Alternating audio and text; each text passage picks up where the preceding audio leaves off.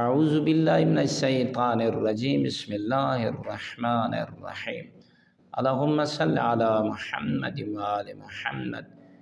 مومنین مسلمین سوالات ہوتے ہیں کہ کیا میاں اور بیوی جب ہم بستر ہوتے ہیں تو وہ برہنہ ہو کر سو سکتے ہیں، مثلا پوری رات یا 2-4 گھنٹے؟ تو آپ دیکھیں کہ انسان کو تھوڑا سا سوچنا چاہیے کہ اللہ رب العزت نے آپ کو مسلمان خلق فرمایا اور مسلمان کے گھر میں آپ کو عزت بخشی، ایمان کی دولت سے آپ کو سرفراز فرمایا۔ کچھ اخلاقیات ہوتی ہیں اور کچھ حیا ہوتا ہے، اس کو مد نظر حضرت انسان نے رکھنا ہوتا ہے۔